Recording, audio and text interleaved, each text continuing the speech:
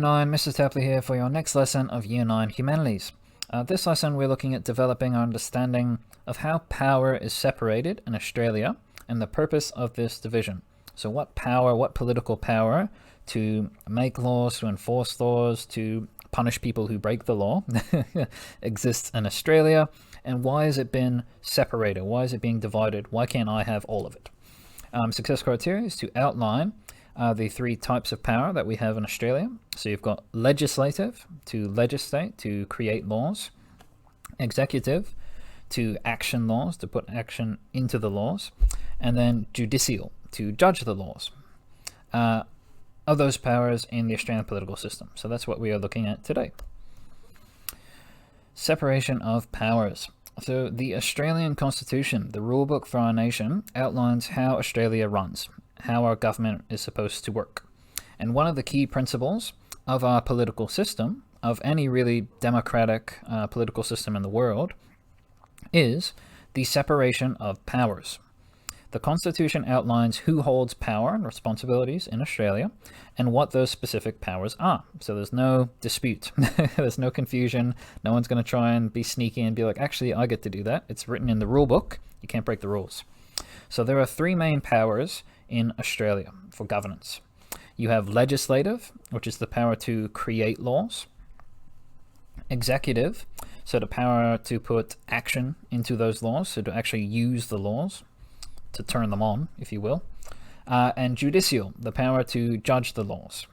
These powers are divided and distributed to three separate groups, three very separate groups. There's no overlap of responsibilities. You can't be in two of the three groups. And the reason they've done that is to avoid any abuse or manipulation of power. So there's a famous quote, "Absolute power corrupts absolutely." If you look back on some of the dictators of the world, so you look at Nazi Germany with Hitler, you look at Joseph Stalin in the Soviet Union, basically what happens if you give all the power to one person, they become a supervillain. They become a bad guy. They don't use that power for good. They use their power for evil, which is why we divide the power in Australia. This structure protects us, and it balances the power in Australia. Everything in balance. I should have put that Thanos gif in there. Damn it. Oh, missed opportunity. Quick side note as well. You've got a 2-minute video there on separation of powers, which I'm going through in these slides, obviously. But if you need extra help, go check this video out. Very useful. Also, I like this video because it's called the Explainity channel, which seems preposterous. Anyway, I'm getting sidetracked.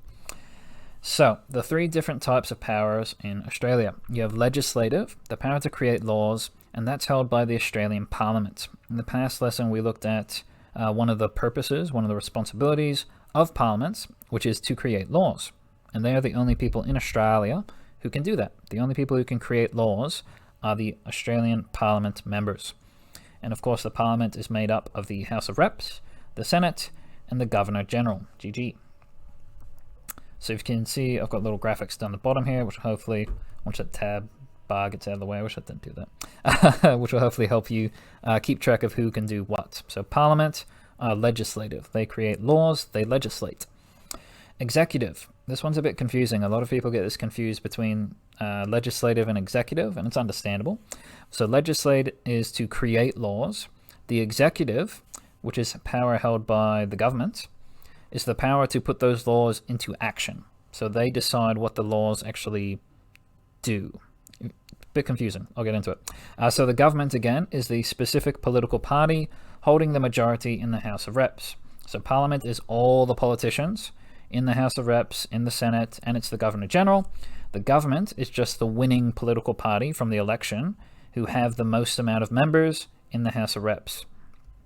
So legislative create laws. Executive, the metaphor I use is, so legislative, you are creating the TV, if you will. You're creating the electronic device. Executive is the guy with the remote. So he decides what channel you watch. You decide to turn it on. So the Parliament will decide, let's create a law about legalizing medical marijuana. And then executive decide, okay, the law will come into force on this day. This is when the law turns on. They're going to decide which states have slightly different versions of this law. So they put the laws into action. They decide what the law looks like, the kind of fine details. And legislative is the person who actually just creates the law. Bit confusing, but we'll get into more detail on that later.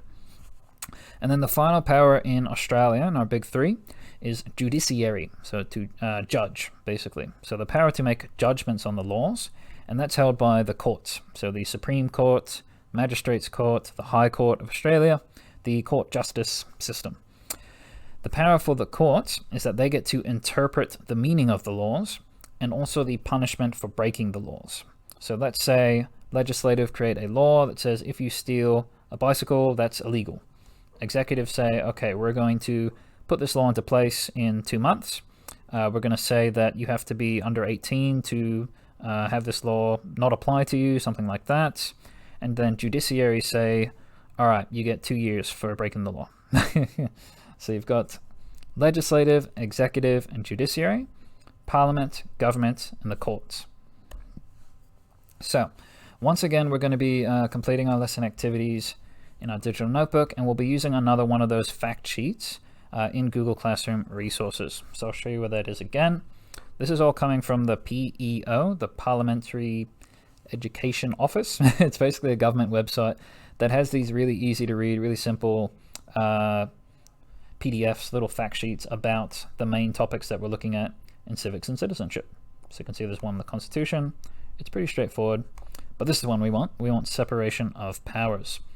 So you can see it talks about the three powers, their role, who does it, a sort of graphic there. Anyway, so that's what you're going to be reading. And once you've finished reading that, try and answer these questions in your digital notebook. Question 1. Define the role and the responsibilities of Parliament, government, and the courts. So who, mix and match, who does what with the three separations of powers? Question 2. Identify one or two other features or structures of the Australian political system that contribute to an effective democracy. Fairness, equality, inclusive, all those features of democracy. So basically for this question, one of the reasons we have separations of power, obviously, is to make sure that everything is fair and to make sure that nobody misuses their power. What are one or two other topics we've looked at? It could be this week, it could be the last week, that help create an effective democracy, that help make sure that the government in Australia is nice and fair, nice and equal, nice and inclusive. And that video I showed you before does a really good job of explaining that. They list a couple of types of things that we've also looked at in our class slides, in our notes as well. You can probably find the answer to that one.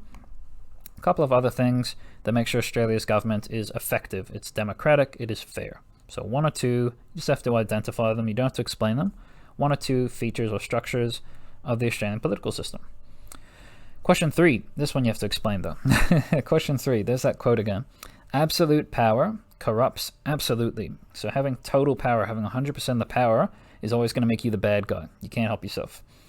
Explain how this quote connects to the separation of powers in the Australian political system.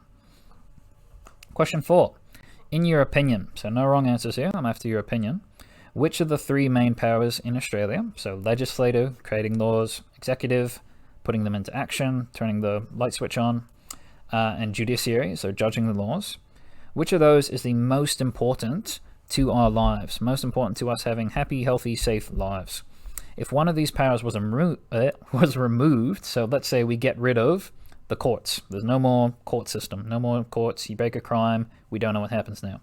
If one of those powers was removed, could Australia function effectively?